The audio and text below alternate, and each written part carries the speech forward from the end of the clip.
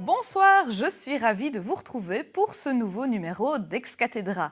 Ce soir, je vous propose de suivre une conférence d'Hélène Séverin intitulée « Booster votre assiette pour booster votre vie ». Hélène Séverin est nutrithérapeute. Pour faire simple, la nutrithérapie vise 3 choses. Améliorer la santé, prévenir les pathologies et quand elles surviennent, les traiter en agissant sur les comportements alimentaires. Hélène Séverin va nous donner quelques pistes de réflexion pour améliorer nos comportements alimentaires. Il sera notamment question de chrononutrition. On écoute. La science de la nutrition est une des sciences, parmi les sciences de la santé en tout cas, est une des sciences qui évolue le plus rapidement, le plus vite. Elle évolue très, très, très vite. Et je dirais, en même temps, elle est en train de démontrer que ce que le père de la médecine disait il y a 2500 ans était juste, que ton aliment soit ton médicament. Donc, elle évolue très vite, de plus en plus dans le détail, la biochimie, les nouvelles techniques qui vont dans le détail pour contrôler nos micronutriments, comme on appelle ça. Donc, on arrive maintenant à savoir, via des biologies, des prises de sang, si nous manquons de fer, de magnésium, de calcium, de zinc, etc., de cuivre. C'est très intéressant, c'est très bien. Ça nous aide aussi. Mais il faut dire que ce qui nous intéresse surtout, c'est ce qu'on va faire, comment va-t-on faire en mangeant matin, midi, soir, parce que nous mangeons souvent 3 à 4 fois par jour, de manière inconsciente souvent. Comment va-t-on faire pour essayer de booster justement notre assiette en nutriments de manière simple. Donc je ne vais pas vous parler ou vous faire calculer des nutriments ou peser, ce n'est pas mon style, je vous rassure. Mais on va un peu voir de manière simple comment on peut faire pour booster son assiette et donc booster sa vie, en tout cas son énergie, je l'espère pour vous. Je vais le faire à la façon nutrithérapie. Donc ça veut dire quoi la nutrithérapie? Ça veut dire que c'est une branche de la santé, de la nutrition en tout cas, une des sciences de la nutrition qui travaille plutôt sur le comportement positif. Donc on va plutôt parler de ce qui est bon. Et en général, ce qui est bon chasse le mauvais. En tout cas, un bon aliment chasse souvent un mauvais. Et je vous expliquerai un petit peu comment. Je vous donnerai quelques exemples que je vis au quotidien depuis quelques années avec mes patients et qui m'expliquent un petit peu comment ils ressentent les choses. Et voilà. Donc, on optimise en nutrithérapie l'assiette, en tout cas les nutriments, la santé, l'énergie. On le fait aussi en prévention, évidemment, puisque nous sommes plutôt dans la prévention que dans la guerre à la maladie. Et on traite quelquefois, on sait que maintenant, l'alimentation permet de traiter certains symptômes, voire certaines maladies. Je dirais que ce n'est pas une médecine parallèle, mais que c'est plutôt une médecine complémentaire. Et de plus en plus de médecins, de cardiologues nous envoient des patients, puisqu'on sait que maintenant, en changeant son alimentation, on peut réellement quelquefois diminuer certains symptômes, voire les voir disparaître.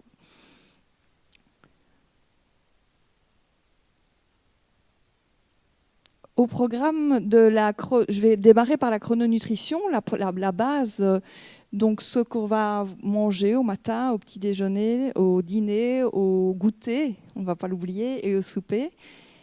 En règle générale, ce qu'il faut retenir de manière très simple et dans les grandes lignes, c'est que l'intérêt, c'est de manger gras au matin. Donc j'ai bien dit gras, rassurez-vous, donc on ne fait pas la guerre aux graisses. Dense à midi, sucré autour de l'appétit vers 16-17 heures et léger avant d'aller dormir. Les 2 premiers sont les plus importants, je vous expliquerai aussi pourquoi évidemment. Donc là, je vous laisse un petit moment pour lire au-dessus, c'est une petite phrase qui me tient à cœur. Et nous allons démarrer avec les erreurs à éviter le matin. Éviter les aliments à indice glycémique élevé. Donc les aliments à indice glycémique élevé, ça veut dire un aliment qui va faire monter votre taux de sucre rapidement. Donc l'objectif, c'est d'essayer de repérer les aliments qui font monter le taux de sucre rapidement. On va le voir dans la dia suivante. Éviter à tout prix les jus de fruits. Je sais que ça peut paraître un peu fou, puisque pendant des années, on nous a dit, et on le fait encore quelquefois, pensant que c'est bien, boire un bon jus de fruits pressé, maison.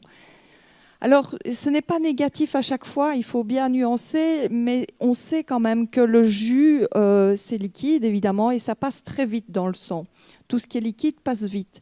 Et comme c'est du sucre, malgré tout, le problème, c'est que ça peut faire monter votre taux de sucre assez rapidement. Alors, quand on est très actif physiquement le matin, si on bouge, si on va faire un marathon, évidemment, ce sucre va être tout de suite utilisé, donc risque de ne pas poser de problème. Mais chez certaines personnes, chez la plupart d'entre nous, on va s'asseoir à un bureau, on va être beaucoup plus sédentaire, donc on va travailler plutôt avec notre tête, et ce sucre va monter assez rapidement dans le sang et provoquer une hypoglycémie peu de temps après, ce qui peut provoquer pas mal de symptômes. On pourra avoir de la fatigue, un coup de barre, on pourra aussi avoir une fringale.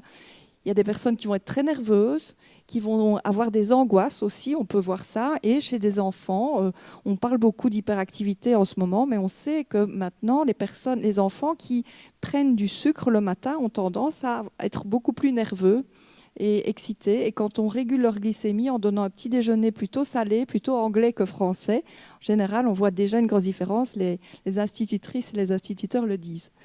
Donc ça, c'est assez intéressant. Et éviter de sauter le petit déjeuner. Pourquoi est-ce qu'il faut éviter de sauter le petit déjeuner? C'est que le matin, nous avons découvert depuis pas mal d'années que le corps avait besoin de protéines. Protéines pour fonctionner.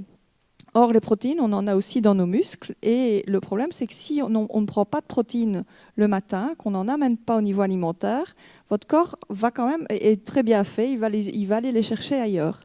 Il va aller les chercher dans vos muscles. Donc, vous risquez de détricoter du muscle petit à petit. Alors, on ne voit pas toujours une prise de poids sur la balance, mais on peut voir un changement de silhouette. Les muscles perdent du muscle et prennent du gras plus facilement. Donc c'est intéressant quand même de comprendre que le petit déjeuner n'est pas là que aussi pour donner l'énergie, mais aussi pour préserver votre masse musculaire. Voici quelques photos de petit déjeuner qu'il faut mieux pas faire, en tout cas qu'il vaut mieux éviter. Vous avez le jus, le café avec le sucre, c'est plutôt le sucre qui pose problème. Donc le lait avec un biscuit, les céréales et la confiture. Donc nous aurions pu mettre une pâte à tartiner bien connue aussi. Voilà, je l'ai évité pour ne pas leur faire la pub. Donc voici le genre de petit déjeuner qui va augmenter votre taux de sucre très rapidement dans le sang et qui va provoquer une hypoglycémie avec des fameux coups de pompe et la fringale et qui donne envie de remanger 2 heures après, si pas plus rapidement. J'ai quand même mis cette photo que j'aime beaucoup. Alors souvent on me dit oui mais c'est compliqué. Alors c'est pas souvent l'excuse qu'on me donne, c'est souvent oh oui mais ça va vite, on n'a pas le temps le matin. Alors je vous assure que mettre une tranche de jambon sur la tartine, ça met pas plus de temps que mettre de la confiture, mais on se trouve tous des excuses et c'est normal. C'est simplement savoir aussi que le sucre en effet est très difficile à arrêter quand on est habitué puisqu'elle réveille les mêmes zones au niveau du cerveau que la cocaïne. Et ça a été prouvé évidemment scientifiquement, je ne l'avancerai pas comme ça. Ça a été testé avec des souris, etc. Donc c'est clair que ce n'est pas aussi facile que ça, mais je vous rassure qu'en quelques jours, si vous jouez le jeu, ça marche. Donc ça vaut le coup. Voici des exemples, parce qu'on ne reste jamais sur le côté négatif. Qu'est-ce qu'on peut manger au petit déjeuner pour avoir une bonne énergie? Vous avez le jambon, vous avez les œufs, vous avez un bon fromage local si possible, évitez tout ce qui est tartiné dans les grandes surfaces. Le saumon éventuellement aussi, de qualité. Alors, vous voyez sur la tartine de jambon, j'ai quand même mis un petit peu de salade, des graines, etc. C'est un peu l'objectif de ce soir, c'est de trouver des petites astuces simples que vous pourriez mettre demain en place, c'est-à-dire booster votre plat. Et donc, ça peut être vraiment dans la simplicité. Il vous reste un peu de salade de la veille, vous avez un petit peu de graines, vous saupoudrez votre tartine et là, vous avez déjà des acides gras, donc les fameuses graisses qui sont intéressantes aussi, qui constituent notre corps. Vous avez la possibilité sur un fromage de chèvre, par exemple, local, de rajouter un petit peu de basilic, de la ciboulette, des herbes, etc., du persil riche en vitamine C. Voilà, ce sont tous des petits exemples qu'on pourrait... le fait de renforcer le petit déjeuner par ces nutriments, en fait, ça permet aussi d'être bien rassasié, parce qu'on pense toujours qu'on a besoin de quantité pour être rassasié, on va être rempli, mais pas rassasié.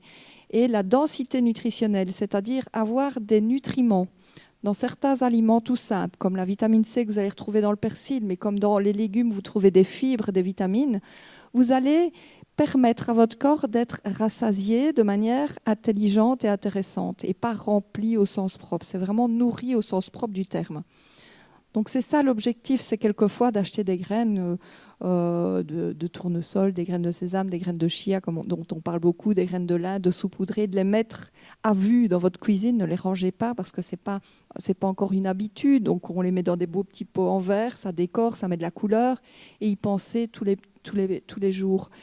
Donc là, il y a vraiment moyen de booster avec des choses simples. Donc vous voyez que ce n'est pas compliqué pour le moment au petit déjeuner. Vous avez aussi pour les végétariens ou pour les personnes qui veulent un petit peu limiter les protéines de viande, la possibilité de faire un petit déjeuner, comme on appelle ça, protéines mais végétales. Vous avez l'avocat qui est très riche en protéines et en acides gras intéressants, des bonnes graisses pour le corps. Vous pouvez l'écraser avec du sel, du poivre, du citron, des graines. Vous avez un petit déjeuner protéiné mais sans viande. Vous avez la possibilité aussi de faire, j'ai mis des exemples de plats plutôt végétariens que les végétariens vont reconnaître en général avec des légumineuses, mais vous avez aussi le muesli maison. Et donc tout ça c'est sur mon site, et il y a des recettes sur mon site. J'ai oublié de vous dire tout au début, ne vous tracassez pas trop parce que vous allez recevoir par mail une partie de cette conférence, les indispensables du placard qu'on va voir, etc., pour vous permettre de mettre en place rapidement. Le muesli maison, petit exemple aussi, petite remarque à faire, c'est que quelquefois, n'oubliez pas qu'un aliment n'est pas systématiquement bon pour tout le monde, et quelque chose va convenir à un et pas à l'autre. Donc c'est pas parce qu'on lit dans un livre ou qu'on voit sur Internet que ceci est bon pour la santé que c'est bon pour vous. Donc l'important, c'est de se réécouter, d'écouter son corps aussi. J'ai des personnes, quand elles mangent le fameux muesli maison que j'ai mis sur le site, vont me dire moi je suis calée jusqu'à 13 heures. D'autres vont me dire moi j'ai vite faim. Donc c'est clair qu'à partir du moment où vous sentez que vous êtes bien calé, que vous avez pris un déjeuner qui vous permet de tenir jusqu'à midi, 13 heures, sans coup de pompe, sans avoir faim, c'est qui vous convient, tout simplement. Donc il faut tester. Je pense que c'est vraiment important de tester et de se poser la question après un petit déjeuner, de se dire oui, c'est vrai qu'avec ça, je me sens bien. Donc voilà un petit peu l'intérêt de tester. Les erreurs à éviter le midi. Éviter l'excès de féculents au détriment des protéines et des légumes. Pourquoi ? Simplement que si vous mangez un gros plat de féculents avec peu de viande ou peu de protéines végétales et peu de légumes, vous allez avoir beaucoup de glucides. Donc la famille des glucides, on va dire que c'est la famille des sucres. Ça va faire monter votre taux de sucre et puis le faire chuter rapidement. Ce qui va se passer aussi, c'est que vous allez avoir une digestion plus longue, plus lente, et il y a des personnes qui me disent « j'ai vraiment envie de dormir après le repas de midi ».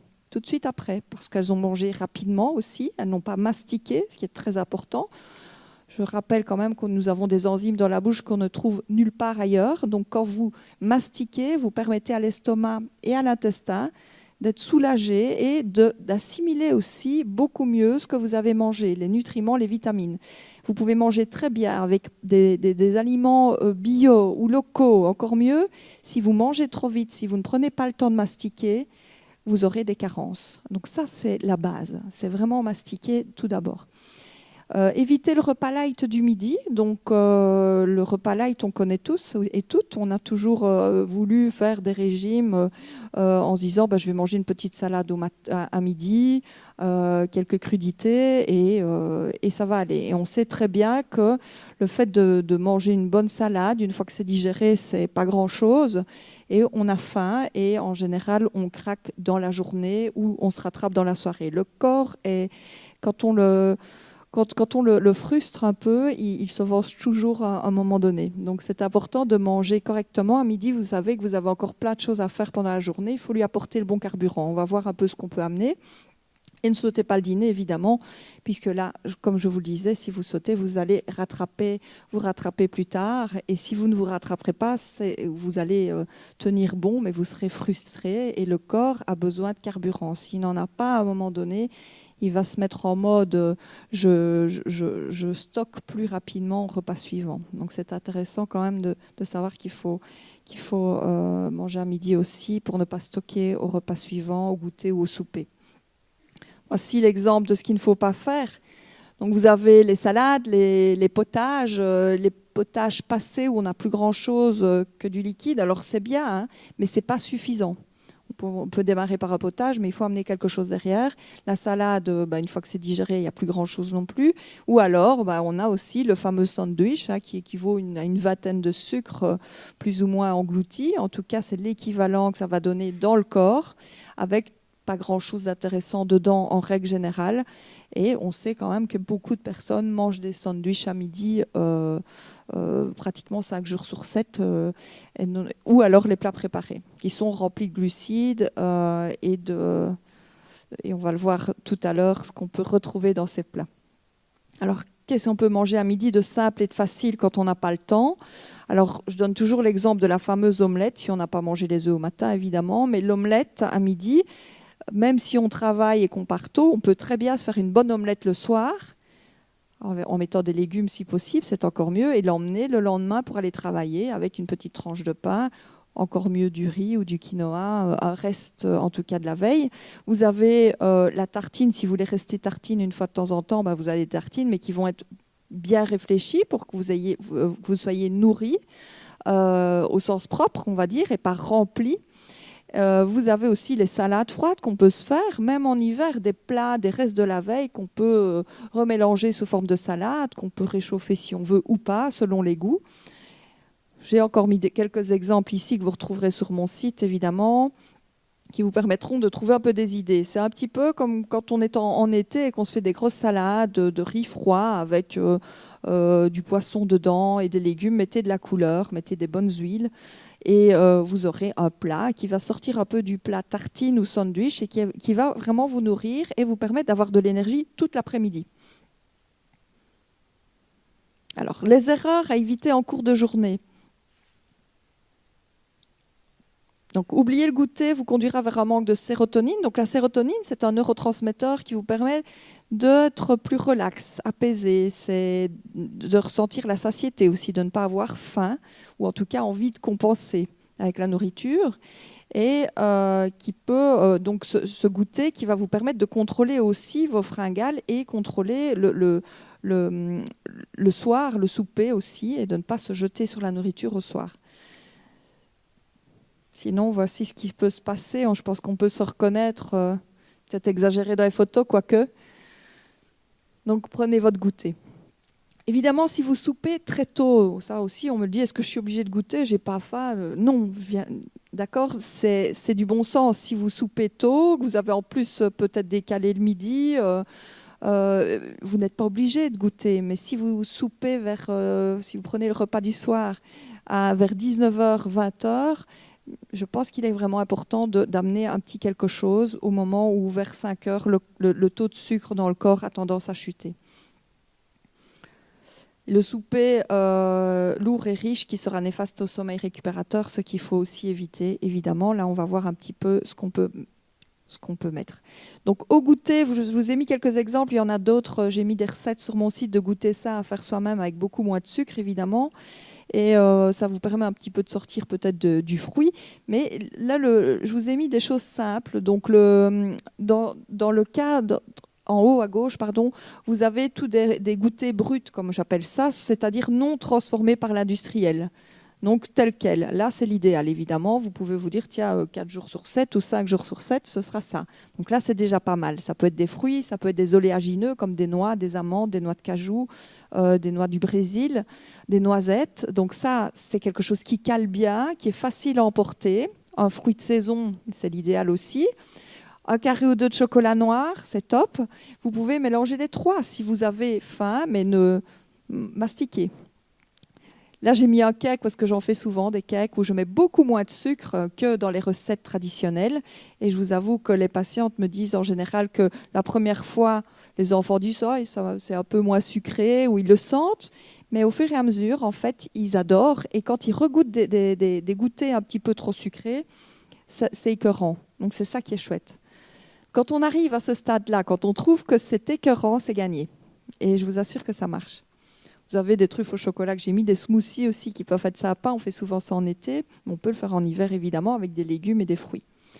Et alors le souper léger, ça ne veut pas dire une salade. On n'est pas puni. Ça, c'est important de retenir, c'est qu'on n'est pas puni. Mais ce qu'il faut, c'est se dire, bon, je ne vais pas me remplir parce que en soirée, on a un taux d'enzymes, nos enzymes de digestion diminuent. Le corps est fatigué, il est déjà en mode repos. Si vous n'avez pas beaucoup d'enzymes pour digérer et que vous amenez un steak le soir avec des pommes de terre et quelquefois trop peu de légumes, vous allez avoir une digestion très longue et très lente. Vous allez aller vous coucher dans le divan, en général, où on se couche un petit peu. Là, la digestion se bloque complètement. Ça, c'est à retenir parce que souvent, on n'y pense pas. Ne vous couchez pas dans le divan tout de suite, ou restez assis en tout cas, parce que vous allez bloquer votre digestion. Votre sommeil va être mauvais, en tout cas pas réparateur. Donc c'est important de mastiquer, ça c'est une chose, parce que vous allez aider à ce que la digestion se passe plus rapidement. C'est déjà ça de fait. La deuxième chose, c'est peut-être de diminuer un petit peu l'apport de protéines le soir, les protéines animales surtout, comme la viande, parce que c'est très difficile pour le corps à digérer, c'est très acidifiant, ça c'est encore un autre problème. Et donc on peut très bien souper comme d'habitude, tout en diminuant un petit peu les quantités de viande et de féculents, en mettant un petit peu plus de légumes dans son assiette. Donc on n'est pas obligé de changer ses habitudes. C'est plutôt comment on va mettre dans les doses qu'on va mettre dans notre assiette. Donc l'objectif, c'est d'augmenter un petit peu les légumes, de faire plutôt plusieurs légumes. On fait souvent un légume. Mettez de la couleur dans vos plats. Et en plus, si vous en cuisez un peu plus, vous en avez pour le lendemain. Donc c'est ça qui est assez intéressant, c'est que ça ne prendra pas plus de temps. Il faudra juste un peu changer quelques habitudes, cuire un peu plus. Donc là, vous avez toujours le moyen, à la fin du souper, de tout remélanger sous forme de plat. J'ai mis des exemples. Si on va au restaurant, parce que ça, on me demande aussi, oui, mais moi, je vais souvent au restaurant ou pour le boulot, je suis obligée d'y aller souvent. C'est pas grave. Je vous rassure, au restaurant, ça dépend où on va, mais en règle générale, on peut vraiment faire des bons choix. On va plutôt éviter la viande rouge le soir, on va plutôt choisir la viande blanche ou le poisson déjà. Éventuellement demander un supplément de légumes, parce que dans certains restos, ils sont un peu radins dans les légumes, donc il faut un petit peu les réveiller. Et éventuellement, éviter le féculent ou en manger moins. Si vous allez souvent au restaurant, il va falloir un petit peu oser. Par contre, si c'est une fois de temps en temps, faites-vous plaisir aussi. Il ne faut pas de frustration et les problèmes viennent parce qu'il y a tous les jours de mauvaises habitudes accumulées. Si c'est une fois de temps en temps, il n'y a pas de problème puisque le plaisir fait partie de la santé aussi. On a des personnes qui font tellement attention, qui sont tellement angoissées et stressées que finalement se bousillent plus la santé en réfléchissant à tout ça. Donc il faut trouver le juste milieu, bien évidemment. J'ai encore mis d'autres exemples. Les gros potages, les gros bouillons de légumes à l'ancienne avec la vraie poule. Donc on n'enlève pas le gras, on ne fait pas du light. L'objectif est peut-être de mettre du bon plutôt. En tout cas, moi de plus en plus, je vais chercher mes poulets bio dans une ferme, etc. Je pense que de plus en plus, on a de facilité maintenant pour se nourrir correctement.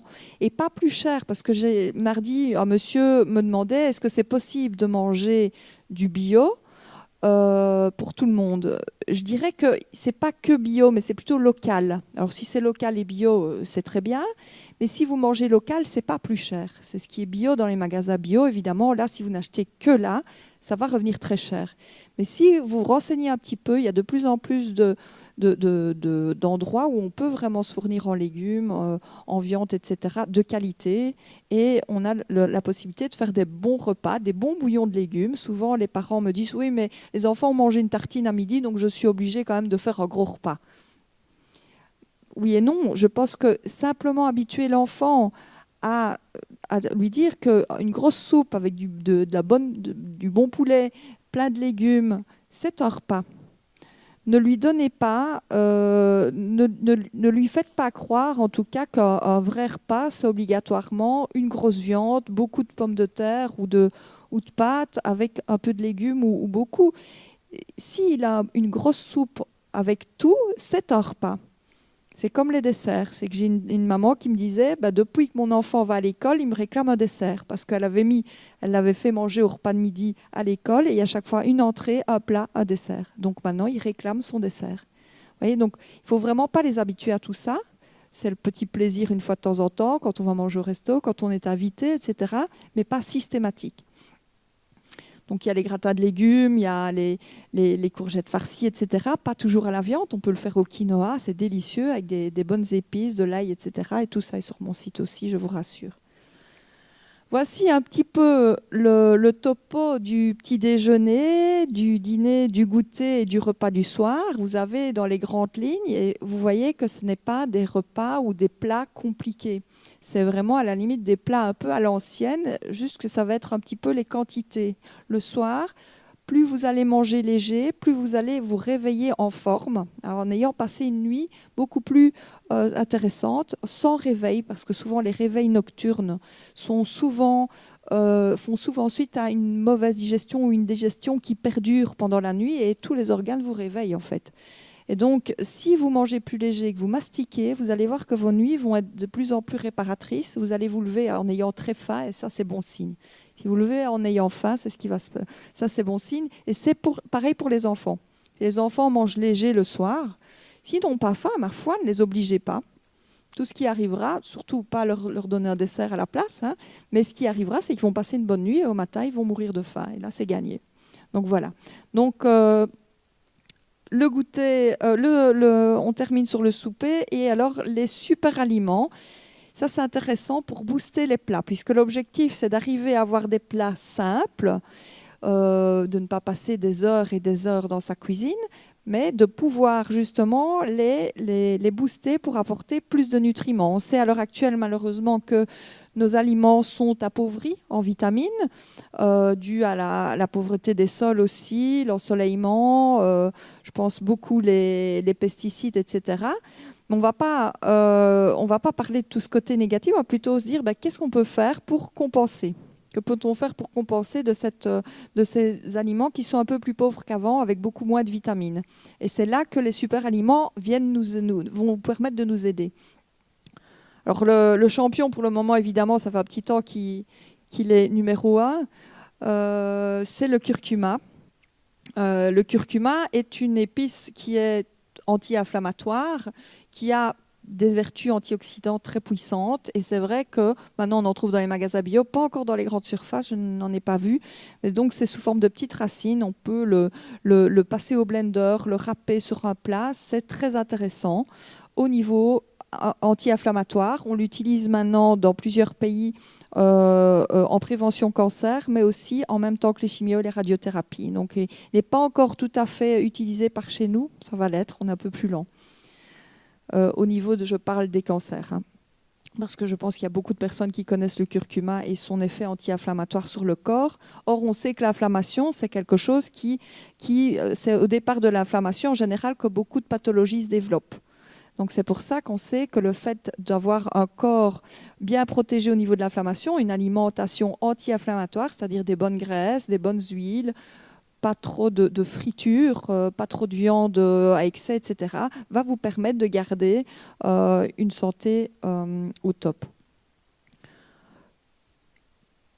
Voici encore un petit peu tout ce que je viens de vous dire la digestion aussi est très pour la digestion. En général, un plat où vous avez râpé du curcuma, vous allez mieux digérer aussi. Les baies de goji, donc les baies de goji, vous avez dans les baies de goji, beaucoup de vitamine C, c'est un antioxydant. Le fait de voir déjà la couleur bien rouge vous permet aussi d'avoir une idée du taux de vitamine qu'on peut retrouver. Je l'ai mis parce que c'est facile à saupoudrer ces plats de baies de goji. Vous voyez, on l'oublie, on pense à sucre. C'est vrai que ça a un goût un peu sucré, c'est très riche en nutriments. Et ce que je fais encore bien, c'est dans une salade ou sur un plat, je saupoudre de baies de goji. Je booste encore, je mets de la couleur aussi, c'est intéressant, c'est agréable à l'œil. Et on peut tout à fait, dans des plats salés, mettre un petit peu de baie de goji. La grenade, qui a un fort pouvoir antioxydant grâce à ses tanins et ses flavonoïdes, qui sont des polyphénols dans la famille des antioxydants, qu'on peut retrouver dans les aliments très rouges, très mauves, comme dans les myrtilles aussi. C'est riche en certaines vitamines. On le retrouve aussi sous forme d'élixir dans certains magasins bio ou de jus. Essayez de les prendre non sucrés, bien évidemment, c'est de l'intérêt. Et on peut en faire une vinaigrette si on veut. Donc là, on a moyen aussi de l'utiliser pour nos plats. J'ai mis aussi la recette sur le site. Alors le gingembre, je l'aime beaucoup aussi parce qu'il a un effet anti-inflammatoire aussi, mais il est très antioxydant et il va aider aussi à la digestion. Je trouve que combiné avec le curcuma, ils vont très bien ensemble. En général, on dit toujours qu'un va pas sans l'autre et c'est vrai, les deux ensemble dans un plat, si on aime évidemment, c'est aussi très intéressant. Quand quelqu'un a tendance à mal digérer ou parce qu'il est plus fatigué, le fait de râper un peu de curcuma, ça va l'aider parce que ça va lui apporter des enzymes de digestion. Alors, il y a moyen de faire une pâte ou un beurre, on peut l'appeler ça comme on veut, pour faire soit des toasts ou pour déjeuner. On a parlé beaucoup de la graisse de coco ces derniers temps, on a entendu tout et son contraire. Alors la graisse de coco est très intéressante si elle est non désodorisée, non raffinée, bien entendu. Vous aimez donc la coco. Et vous pouvez râper du gingembre, du curcuma.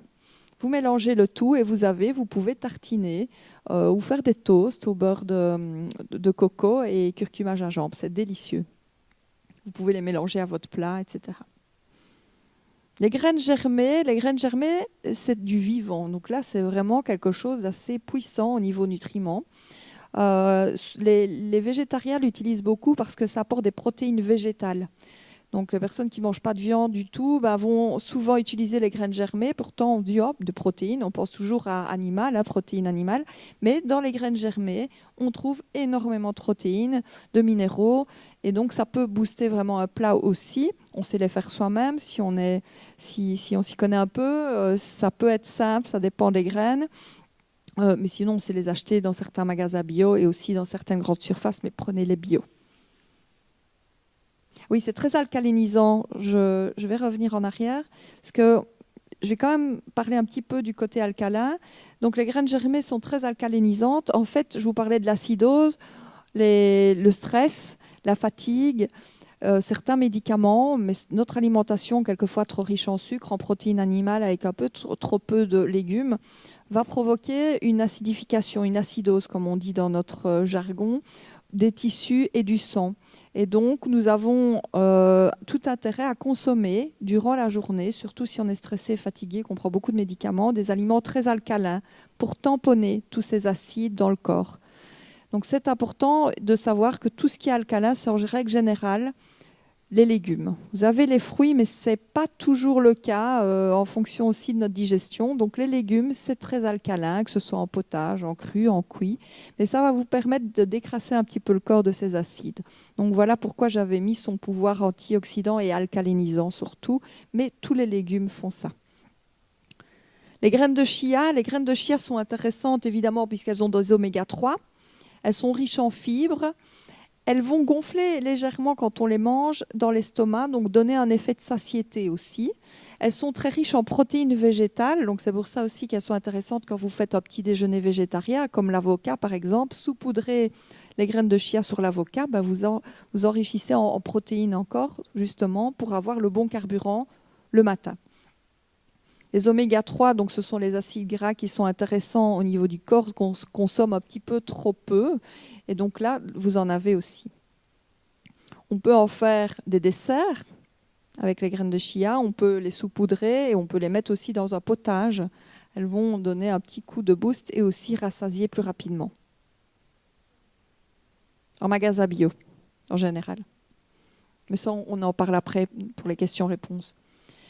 L'avocat est un fruit, mais qu'on pourrait considérer qui n'est pas sucré, donc qui est très intéressant aussi en graisse, en acide gras essentiel, en vitamine E, donc qui protège de l'oxydation au niveau du corps, l'oxydation du gras justement, et qui va avoir un intérêt au niveau du cholestérol, Mais le cholestérol, c'est tout un chapitre. Je ne l'aborderai peut-être pas aujourd'hui parce qu'on peut en avoir pour des heures, mais ne vous tracassez pas trop avec le cholestérol. Le brocoli.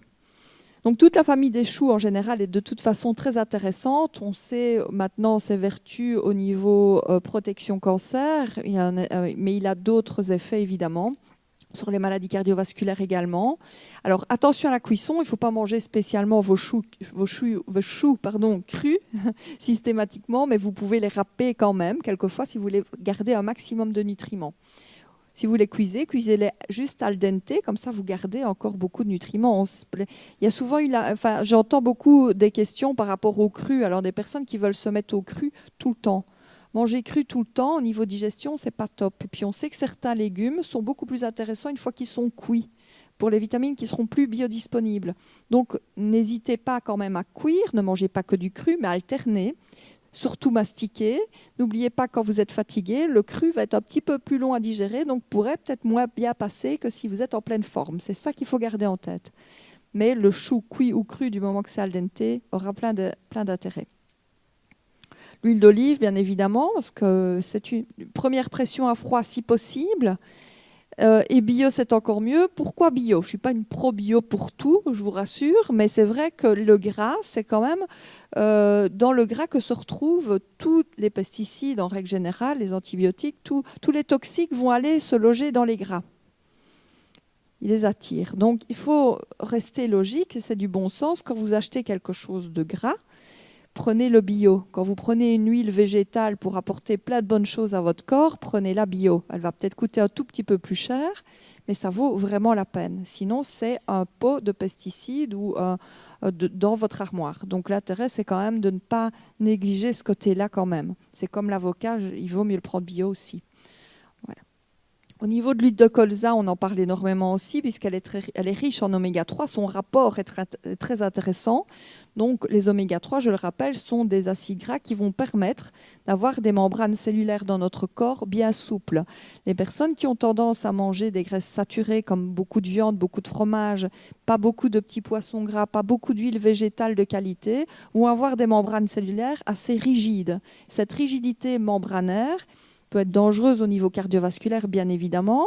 Les graisses qui s'y trouvent dans ces cellules sont très dures, donc pour les brûler, il faut faire un marathon.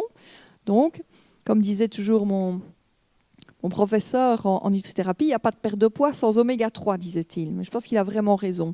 Et souvent, les personnes, quand elles font régime, ont peur du gras.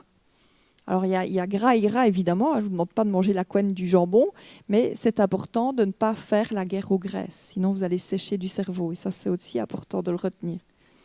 Votre cerveau en a besoin. Quand vous voyez les personnes qui mangent light et sans gras, elles ne sont pas bien. Elles ont du mal à réfléchir, manque de concentration, de mémoire. C'est assez impressionnant. Il y a le déprime aussi. Les oléagineux, donc ça, c'est très intéressant et ça dépanne bien. À 10 heures, si on a une fringale, si on a bien déjeuné, normalement, on ne doit pas en avoir. Mais ça peut arriver.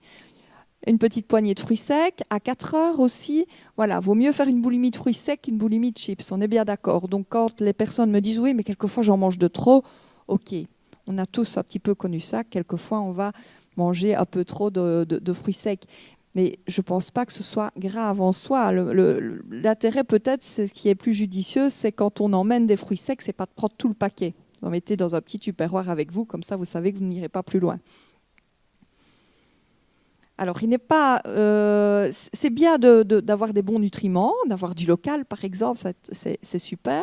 Encore faut-il respecter la cuisson quand même pour garder un maximum de vitamines dedans. Donc l'intérêt, c'est de voir un petit peu de manière générale ce qu'on peut faire. Donc éviter les graisses végétales sauf l'huile d'olive pour cuire.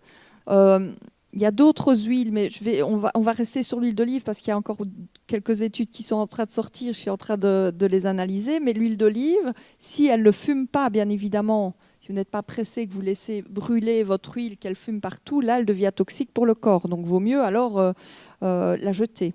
Donc, l'important, c'est quand même de rester tout près et de cuire à feu doux quand vous décidez de cuire à l'huile d'olive.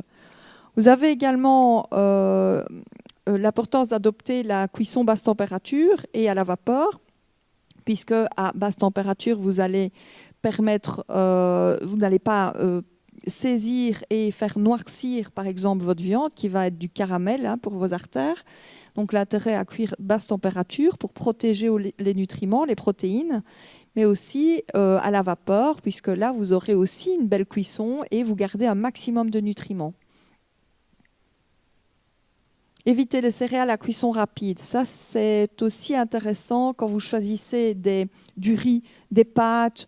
Quand vous voyez cuit en 3 minutes, vous évitez. Vous savez qu'en général, ces céréales cuites en 3 minutes sont des céréales qui vont faire monter votre taux de sucre très rapidement. Donc, il vaut mieux prendre des longues cuissons. Des longues cuissons, par exemple des pâtes à 10-12 minutes, c'est vraiment mieux que des pâtes en 2-3 minutes. Le riz, pareil.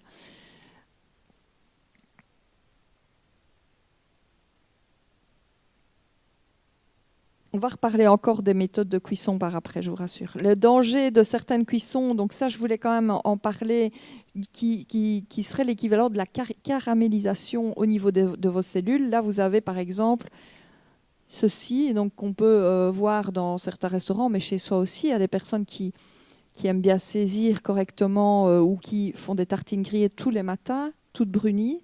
Donc là, pensez quand même que vous avez fait une transformation qui s'appelle la réaction de Maillard et que vous avez du caramel quelque part. Donc c'est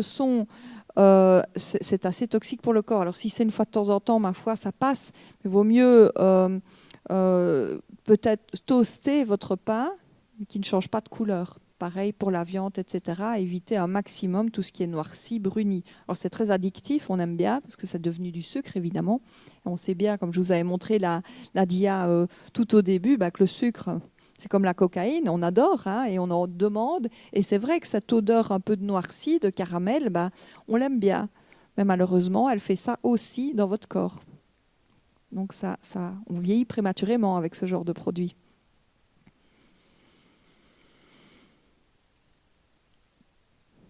Alors, comment éviter les pièges lors de vos courses? Quelques petites astuces. L'objectif ici n'est pas de faire un cours, comment lire une étiquette. On ne va pas commencer à lire, déjà c'est écrit tout petit en général, donc on ne va pas perdre son temps. L'important, c'est de voir s'il y a une longue liste déjà. Plus la liste est longue, plus il faut se méfier. Donc la liste des ingrédients présente composants par ordre de poids décroissant. Donc ça veut dire que le premier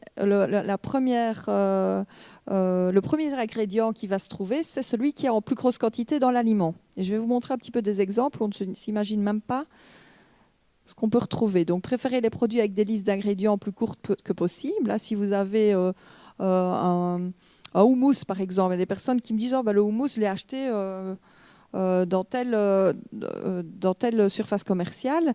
Et alors, j'ai été lire les ingrédients. J'ai été lire plus ou moins. En fait, c'était immense, c'était très long. Normalement, vous devez retrouver des pois chiches, de l'huile, éventuellement quelques épices. Mais là, c'était une liste incroyable. Donc, vous évitez. Donc, ne lisez pas tout. Si vous voyez un produit simple, mais avec beaucoup d'ingrédients, c'est déjà très louche. Faites attention aux additifs, la liste des E doit être la plus courte possible aussi. Et évitez les produits pasteurisés. Les produits pasteurisés seront chauffés en température et dénaturés évidemment. Alors, le corps ne reconnaît plus tout ça. Et je pense qu'on a eu quelques semblants d'explications qui tentent à dire que le développement de beaucoup de pathologies auto-immunes à l'heure actuelle, de plus en plus jeunes, où on n'a même pas encore de nom tellement c'est rapide, de cancer, c'est aussi le corps qui ne s'y retrouve plus. On est en train d'apporter au corps des aliments tellement transformés à l'heure actuelle par l'industriel que c'est comme une attaque, un empoisonnement. Et certaines personnes un peu plus fragiles, avec un intestin souvent irritable, comme on dit beaucoup, la fameuse... c'est un petit peu le mal du siècle, l'intestin irritable, va réagir petit à petit pendant de nombreuses années à ces aliments non transformés. Notre génome ne reconnaît pas tout ça et à un moment donné peut se retourner contre nous, c'est-à-dire développer des pathologies auto-immunes. Donc, l'objectif, c'est de retrouver une alimentation la plus brute possible que vous allez transformer vous-même, mais que vous essayez qu'il soit le moins transformé par les industriels. Et donc le pasteurisé, vous avez des fromages au lait cru. Alors on nous a fait peur avec le lait cru. ça ne fait pas peur. On essaye de nous faire peur, mais les industriels n'aiment pas les crus. Ça prend plus de temps, ils doivent attendre plus longtemps, tandis que tout ce qui est pasteurisé, c'est plus rapide, le rendement est meilleur. Mais un fromage au lait cru est beaucoup plus intéressant au niveau nutritionnel, et donc là, vous avez plus intérêt. Tout ça, on trouvera plutôt dans le local, évidemment. Éviter les graisses hydrogénées. Souvent, quand vous voyez ça sur des paquets de produits, évitez. On ne peut pas tout éviter, hein, je vous rassure. Je ne sais pas tout éviter non plus. Je ne fais pas. Mais je pense qu'il y a des choses toutes simples. Avant, nos grands-parents allaient chercher du beurre. C'était du beurre. Maintenant, on arrive devant le rayon et on a plein de minérines, plein de sortes, enrichies en ci, enrichies en là. C'est hydrogéné, pasteurisé, transformé. Ça n'apporte plus rien. À part, peut-être justement, c'est une attaque pour le corps. Donc, essayez de repartir sur de la simplicité. Et alors, voici un petit exemple, comme ça, pris au hasard. Vous avez des yaourts, hein, peu importe la marque, vous en avez plein d'autres, c'est souvent la même chose. Donc, regardez la liste d'ingrédients avec du sucre liquide, saccharose, de l'épaississant, amidon modifié. L'amidon, je rappelle, c'est un sucre. Vous avez du jus concentré, c'est encore du sucre.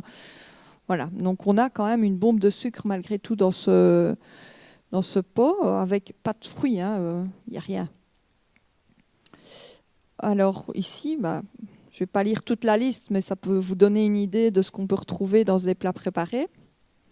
Dextrose, arômes naturels, émulsifiants, antioxydants, farine de blé, amidon de maïs, donc du sucre, pommes de terre, amidon de pommes de terre, encore du sucre. Pourtant, c'est un plat salé, hein.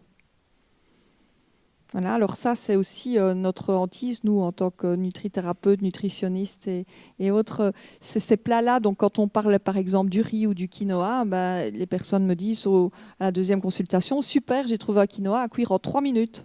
C'est génial, ça va vite. Et puis alors, j'ai été lire évidemment les ingrédients. Il y a du sucre. Alors ces personnes qui ne connaissaient pas le quinoa ont goûté ça et disent c'est délicieux, les enfants adorent. Oui, il y a du sucre. Donc c'est très addictif, c'est fait exprès, hein. Tous ces gens qui fabriquent ça sont des biochimistes, ils savent ce qu'ils font. Le problème, c'est qu'après, quand on leur donne du vrai quinoa cuit maison avec des épices à nous, ils aiment moins, parce qu'ils ont déjà découvert le sucré de cet aliment. Donc c'est de ces produits transformés. Mon petit chouchou, celui-là, souvent, les personnes me disent je prends du filet de dinde, du filet de poulet sur ma tartine le matin, je mange salé. Vous n'êtes pas nourri, malheureusement, avec ça. Vous avez quelquefois sur une tranche une dizaine de poulets. C'est tous les déchets qu'on va retrouver. On rajoute du sucre. On rajoute quelquefois même du lactose. Donc, des choses qui ne devraient pas s'y retrouver. Donc, on est addict, on n'est pas nourri. Du tout. Vous pouvez manger une barquette comme ça, vous aurez toujours faim. Donc l'important, c'est de repartir chez son boucher, d'aller à la découpe, de demander un bon jambon. À l'os, vous enlevez le gras, évidemment. Prenez pas du dégraissé, prenez du vrai. Du jambon cru, du serrano, du parme. Quelque chose qui n'a pas été reconstitué et retransformé. L'actimerde, pardon. Ça, c'est du professeur Joyeux, c'est pas de moi.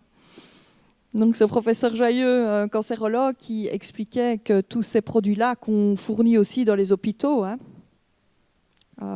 vous rentrez de chimio, vous avez votre petit yaya, comme il dit, dans votre chambre, c'est une catastrophe. Déjà, c'est une bombe de sucre, évidemment. Et alors, ce qui est assez intéressant aussi, c'est que on vous vend ces produits-là en disant que c'est bon pour l'immunité, c'est bon pour les os.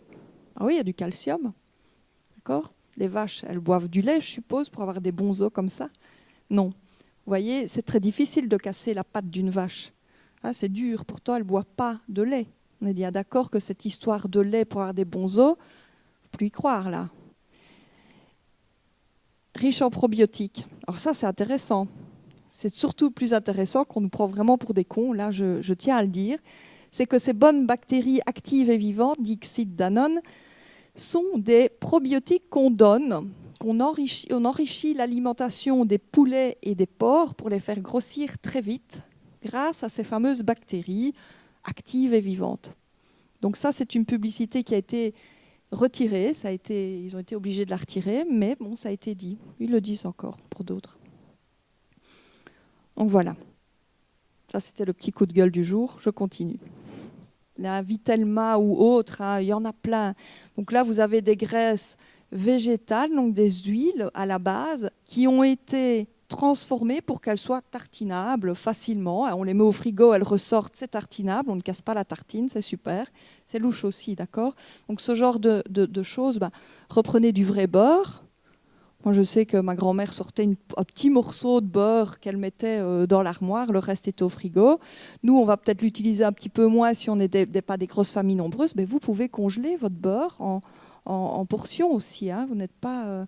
Donc, parce que j'ai toujours une excuse comme ça. Donc, oui, mais on doit le jeter parce qu'on ne l'utilise pas. Mais non, congelez-le, ça marchera aussi.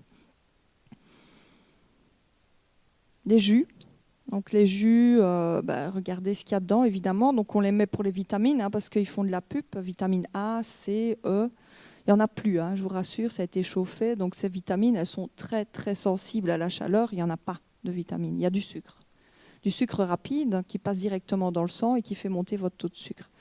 Donc l'ennemi caché, je tenais quand même à le dire parce que souvent ça prête à confusion. Le sirop de fructose, glucose, le fructose c'est le sucre du fruit mais qui a été sorti du fruit malheureusement et une fois qu'il est sorti de son fruit, de son élément naturel, il ne fait plus du tout le même effet. D'accord ? Et donc c'est quelque chose qui est rajouté dans les pots pour bébés aussi beaucoup, dans des aliments pour enfants, dans nos aliments, et qui fait beaucoup de dégâts parce qu'il fait prendre du poids, il fait du foie gras. Parce que c'est le foie qui doit gérer le fructose, et ça on l'oublie. Et donc le foie devient gras. D'accord ?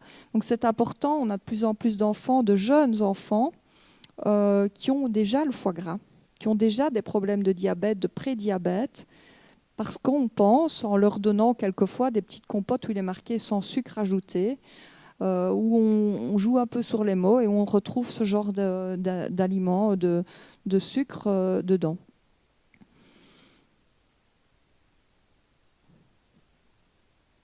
J'ai été trop vite, j'ai raté mon effet de surprise.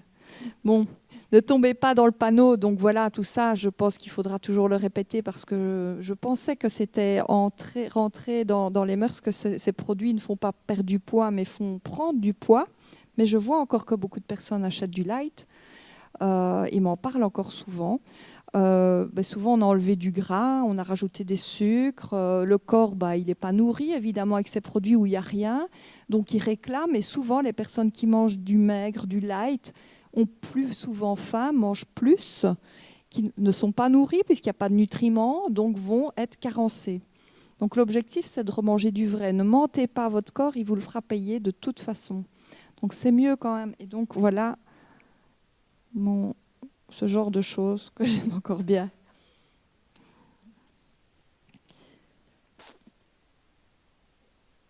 Alors, ça c'est mon moment que j'aime beaucoup parce qu'on va parler de l'intestin. On va parler trop longtemps, je vous rassure, mais c'est important. Les dernières études de l'INRA viennent de tomber il y a quelques semaines, donc ce sont des études toutes fraîches, d'une école scientifique évidemment, qui étudient depuis des années l'intestin, le microbiote intestinal. Vous allez en entendre parler de plus en plus. Et ce qui est intéressant, c'est qu'ils ont compris, en tout cas ils ont pu montrer que les personnes qui avaient tendance à prendre du poids facilement, qui souffraient d'obésité, avaient une flore intestinale beaucoup moins diversifiée que les autres. Donc moins de bactéries, moins de bonnes bactéries. Donc l'objectif n'était pas de savoir les bonnes ou les mauvaises. Ils se sont rendus compte que ce n'était pas vraiment les bonnes ou les mauvaises qui étaient importantes, c'était la diversité et le nombre qui était beaucoup plus pauvre chez les personnes qui étaient en obésité ou qui avaient des problèmes de santé également. Par quel mécanisme ? C'est important de comprendre que quand on a une flore bien ensemencée de bactéries, les fameux probiotiques, vous avez aussi une muqueuse bien épaisse. Et le fait d'avoir peu de bactéries dans l'intestin, que ce soit lié à la naissance pour des enfants qui sont nés par césarienne, mais aussi par voie basse avec une maman qui avait une flore appauvrie, des enfants qui ont dû prendre beaucoup d'antibiotiques, ou adultes que vous ayez dû prendre pendant plusieurs mois, quelquefois, des antibiotiques. Je n'ai rien contre les antibiotiques, ça sauve des vies tous les jours, mais bien entendu, l'important, c'est de réensemencer derrière parce qu'on sait que les antibiotiques tuent tout. y compris les bonnes bactéries, vous voyez. Et donc ça, c'est encore un petit peu lent à mettre en place, mais je pense que même maintenant, il y a des personnes qui le font systématiquement par elles-mêmes, de remettre des probiotiques quand elles ont fait une cure d'antibiotiques ou quand il y a eu une gastro, etc. Donc l'important, c'est de savoir que si vous avez trop peu de bactéries, une flore fragile, l'intestin poreux, l'intestin irritable, perméable, tous ces mots qu'on entend beaucoup, on en fait même des pubs dans les journaux maintenant. En fait, l'important, c'est de savoir que chez ces personnes-là, le sucre passe plus rapidement aussi. Et donc, si le sucre passe plus rapidement aussi, vous allez déclencher plus rapidement l'insuline, qui est une hormone de stockage et qui va vous faire stocker plus rapidement aussi. Donc ça, c'est une ouverture intéressante aussi pour les personnes qui ont du mal à perdre du poids, ou qui en prennent facilement, ou qui font vite des hypoglycémies aussi. Il y a des choses à voir. On est en train de découvrir que l'intestin, on le dit, deuxième cerveau, etc. Mais l'intestin a vraiment, il y a un lien énorme avec cerveau-intestin, mais il y a un lien énorme avec intestin-immunité. Intestin et dépression, intestin et surpoids, intestin et inflammation, intestin et cancer. Et tout ça, ils sont en train de le démontrer. Et ça, c'est très intéressant. Je pense que ça va nous aider grandement. Et on va pouvoir, plutôt que de faire la guerre à la maladie, en tout cas, c'est ce que j'espère, plutôt vraiment permettre de renforcer le terrain, notre terrain. Et donc ça, on va être plutôt dans la prévention et déjà par ce biais, ces nouvelles études. Donc voilà un petit peu tout ce que je suis en train de découvrir sur ces études. On en parlait déjà, bien évidemment, depuis très longtemps, mais là, maintenant, les études sont là. Et c'est agréable pour nous que ce soit prouvé scientifiquement pour pouvoir un petit peu en parler plus, justement, devant le public. Alors, demain, que va-t-on mettre en place, puisque l'objectif ce soir, c'est d'être dans la simplicité, et je vous assure que la simplicité, c'est le plus important dans l'alimentation. Après, vous pourrez affiner quand vous aurez envie, vous pourrez toujours affiner, puisqu'il y a tellement de sites et maintenant de livres qui sortent pour pouvoir trouver des super aliments. Mais surtout, ne lisez pas trop et écoutez-vous. Vraiment, écoutez-vous. Il faut ressentir les choses, savoir ce qui vous fait du bien. Et alors là, j'avais remis justement sur la cuisson, parce que les images parlent un peu plus, cette petite, je pense que ce n'est pas une pâquerette, mais je me trompe toujours, je dis pâquerette, mais voilà, c'est une petite boule qu'on trouve dans beaucoup de grandes surfaces, un petit peu partout, où on peut cuire tous les légumes, la viande, etc. On dépose ça simplement dans une casserole, on met un peu d'eau, et vous cuisez tous vos légumes, simplement. Ça ne coûte rien du tout, je crois que ça coûte 8 ou 10 €. Et vous savez, au lieu d'acheter peut-être tout ce qui est cuisson vapeur qui coûte soit cher ou à plusieurs étages où il faut nettoyer, où on utilise 1 ou 2 fois, puis c'est au fond de l'armoire, prenez des choses simples qui vous permettent de cuire vos légumes sans les laisser dans l'eau, finalement, parce que quand vous jetez l'eau, vous perdez énormément de nutriments quand vous jetez l'eau. Donc vous avez la cuisson basse température qui est importante, la cuisson vapeur, le beurre clarifié. C'est un beurre qu'on va pouvoir garder. Le poids de cuisson est assez intéressant parce qu'on peut cuire assez saisir presque, même si c'est pas le top de saisir, mais une fois de temps en temps une bonne viande de saisir, c'est une graisse qui va ne pas s'oxyder à la chaleur. Donc c'est intéressant. Le beurre clarifié, on peut le trouver dans les magasins bio. Dans certaines fermes aussi. La graisse de coco non raffinée et bio, qu'on peut retrouver aussi dans les magasins bio, et je pense maintenant dans certaines grandes surfaces, même bio. Et vous avez l'huile d'olive, mais basse température si possible. Alors l'huile de colza, c'est un grand...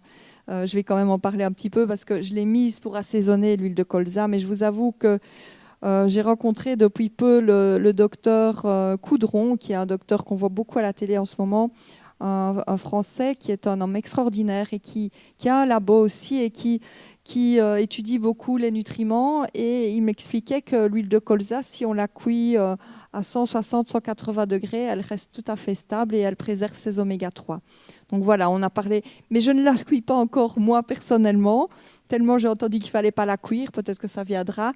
Je pense que je peux lui faire confiance parce qu'il ne me raconterait pas des bêtises, il a testé, donc voilà, on pourra la cuire, je pense, mais je l'ai laissée quand même pour assaisonner avec un petit point d'interrogation. L'huile d'olive, première pression à froid bio, vinaigre de cidre non pasteurisé bio, qui est très intéressant, parce que non pasteurisé, voilà, il garde toutes ses vertus chez des personnes qui digèrent mal. Ça peut être intéressant de mettre ce vinaigre-là, soit un petit peu avant de manger, ou soit dans le plat. Ça va aider à la digestion.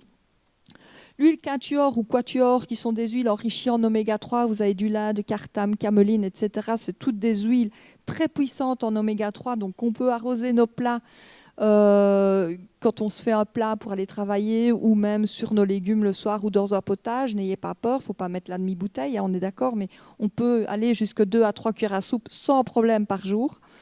Sauce tamari bio, c'est une sauce lacto-fermentée, c'est la sauce soja en fait qu'on voit un peu dans les restaurants chinois, mais voilà, bio. Je pense que là, quand on est dans le soja, il vaut mieux aller sur le bio.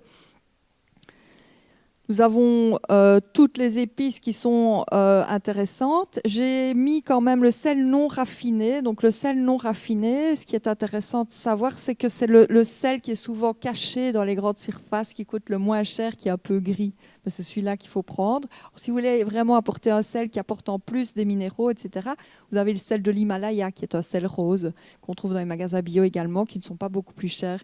Ça vaut le coup parce que vous allez aller avec un paquet très longtemps. Donc, votre sel de table, je pense qu'il faut faire le deuil et passer à autre chose.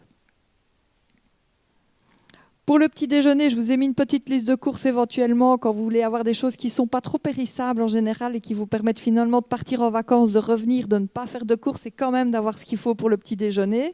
Donc ça vous permet d'avoir par exemple des flocons d'avoine, les flocons de sarrasin pour les gens qui sont intolérants au gluten. Vous avez le pain des fleurs qui sont des biscottes qu'on trouve essentiellement en magasin bio dans certains grands Colruyt, qui sont des biscottes sans gluten, qui sont assez intéressantes. Les enfants aiment beaucoup aussi. Vous avez, qui remplace le pain si on veut, des pâtes à tartiner sans sucre ajouté. Donc, c'est des pâtes de fruits secs, par exemple. Vous avez les pâtes de noisettes, les pâtes de noix, pâtes d'amandes, pâtes de thym, c'est du sésame. Donc voilà, ça remplacera un peu. Ça reste très bon au frigo pendant des années. Donc, vous pouvez au moins acheter un pot, comme ça vous dépanne toujours. Les œufs, évidemment, qui dépannent et qui sont très bons pour la santé. Et les oléagineux nature et non grillés si possible. Alors les œufs de poule heureuse si possible, d'accord ? Parce que là vous allez avoir beaucoup plus de nutriments dedans, le goût va être différent, la couleur n'en parlons pas, faites-vous plaisir. Les fameuses indispensables du placard, c'est encore un petit pense-bête pour vous, les lentilles, les pois chiches. J'ai pas beaucoup parlé des légumineuses. Les légumineuses, ça peut remplacer les protéines animal une fois de temps en temps, les végétariens l'utilisent sans cesse. Ce qu'il faut retenir, c'est que pour obtenir une protéine complète dans un plat, si vous voulez faire un plat végétarien, mais où vous aurez tous les acides aminés pour votre corps, il faut combiner une céréale avec une légumineuse. Exemple, vous faites du riz ou du quinoa et vous le mélangez avec un peu de lentilles. Vous rajoutez plein de légumes, vous avez un plat complet, avec de l'huile, etc. Mais ça, j'ai mis aussi des exemples sur mon site si vous voulez. Donc vous avez les légumineuses qu'il faut mieux faire tremper au moins 12 heures, parce qu'il y a un acide phytique qu'il faut enlever, qui est un antinutriment. Donc pour vraiment assimiler correctement les légumineuses, il vaut mieux les faire tremper et les cuire après 12 heures ou 24 heures, comme vous voulez, mais rincez-les à l'eau et puis les cuisez-les. Le millet, les graines de chia, les graines de lin, maquereaux, sardines. Plus vous êtes dans les petits poissons gras, moins il y a de métaux lourds. Ça, c'est important aussi à retenir. Pour le goûter, les oléagineux qui sont toujours là, évidemment, les abricots secs, pruneaux, bio. On a les dattes, bien évidemment, tout ça, mais c'est très sucré, donc n'exagérez pas avec ces produits. C'est vraiment proche du glucose. Donc, on sait que dans les pays où ils mangent beaucoup de dattes, de figues, il y a beaucoup plus de diabète, par exemple, parce que vraiment, ils disent il y a de fibres, c'est un fruit, finalement, oui, mais c'est vraiment beaucoup de sucre. Le chocolat noir, minimum 70%. Même ceux qui me disent je n'aime pas le chocolat noir, je vous assure, testez un petit peu, peut-être pas du 70 si au début ça vous paraît trop dur, et vous le faites pendant quelques jours. Au bout, en général, de 10 jours maximum, les gens regoûtent du chocolat au lait et ils sont dégoûtés ou en tout cas écœurés. Donc ça vaut le coup de tester. Le pain des fleurs, qui sont le sucre de coco qu'on utilise pour les goûters, pour les desserts, qui a un indice glycémique plus bas.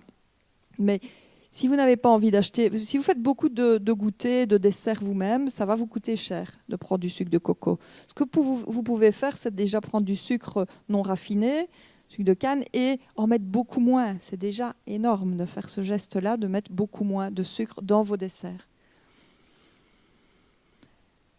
Les indispensables de l'hiver non périssables, je vous ai remis encore une petite liste. Les légumes à ne pas oublier. J'aime beaucoup la betterave, on l'oublie souvent, on l'achète cuite, remplie de sucre, trop cuite, elle a tout perdu. Prenez des vraies betteraves de chez nous, cuisez-les al dente si vous voulez vraiment, ou coupez-les très finement pour faire un carpaccio ou en petits dés pour mettre dans des salades. C'est rempli d'antioxydants. Le côté mauve, rouge, ça doit vous attirer. C'est là vraiment la preuve qu'il y a beaucoup d'antioxydants. Alors les boissons, on me demande ça souvent, les boissons. Alors on a l'eau évidemment. Les hydrolats, ça c'est assez sympa, ce sont les vapeurs d'eau des huiles essentielles qu'on peut trouver surtout dans les magasins bio. Vous vérifiez qu'il n'y a pas d'alcool parce qu'on l'utilise aussi pour la peau, etc. Mais vous avez au romarin, vous avez la fleur d'oranger, vous avez la rose, vous avez moyen de faire des eaux aromatisées vous-même plutôt que les eaux aromatisées qu'on trouve en grande surface. Important, parce que ça on me demande souvent aussi et c'est pas top. Hein. Thé de qualité. Thé de qualité, c'est plutôt des thés qu'on va trouver dans certains magasins bio ou en tout cas ou en vrac si on a le temps, et plutôt que certains thés où c'est tout des déchets finalement du thé où on ne retrouve plus grand-chose. Les tisanes. Café de qualité, je n'ai rien contre le café. Souvent on me dit le café, est-ce que je dois arrêter? Non. Si vous en buvez de manière raisonnable, 1 à 3 tasses, au-delà de 3, là, ça devient beaucoup moins intéressant. Mais c'est un antioxydant, le café, à la base. Donc, si c'est un bon café de qualité, ne vous privez pas. Le vin rouge de qualité est évidemment de qualité. Donc, vous n'êtes pas des poubelles, ça, je tiens à le rappeler. Donc, vous ne devez pas boire de la piquette si ça vous brûle quand vous le buvez, laissez-le de côté. Mais c'est pareil pour tout le reste. Ça, je le dis souvent. Les gens me disent « mais j'aime pas acheter, alors j'achève les plats ». Oui, mais vous n'êtes pas une poubelle. Ça va quand même aller au même endroit. On est bien d'accord que ça va se retrouver plus ou moins au même endroit. Donc l'objectif, c'est de se dire soit j'aime pas jeter, je remets dans un petit tupperware au frigo et je le mangerai avec le reste des restes, et on remélange tous les restes, et moi je trouve que c'est toujours très bon. Ou alors on le jette parce que voilà, on n'est pas là pour se remplir. Et donc s'il vous reste ça mais que vous n'avez plus faim, arrêtez. Ça, c'est déjà énorme de faire ça. Ce qui est important, c'est une phrase que j'avais envie de mettre, parce que je l'ai lue il n'y a pas longtemps. Donc, les êtres humains préfèrent souvent aller à leur perte que de changer leurs habitudes, de Léon Tolstoï, un grand philosophe. Et moi, je me suis dit, j'espère que non, que pas vous, après cette conférence. J'espère que demain, vous pourrez déjà mettre des petites choses en place. Et en tout cas, celles et ceux qui sont sceptiques, je dirais une chose, soyez sceptiques, intelligents, testez. Je vous remercie pour votre attention. Bonne soirée. Voilà, j'espère que vous n'avez pas grignoté de chips pendant toute la conférence. Ex Cathedra, c'est en tout cas fini pour ce soir. On se retrouve la semaine prochaine, même chaîne, même heure, et on parlera de la femme dans la préhistoire. Tout un programme. Je vous souhaite une excellente fin de soirée, une très bonne nuit. Au revoir à tous.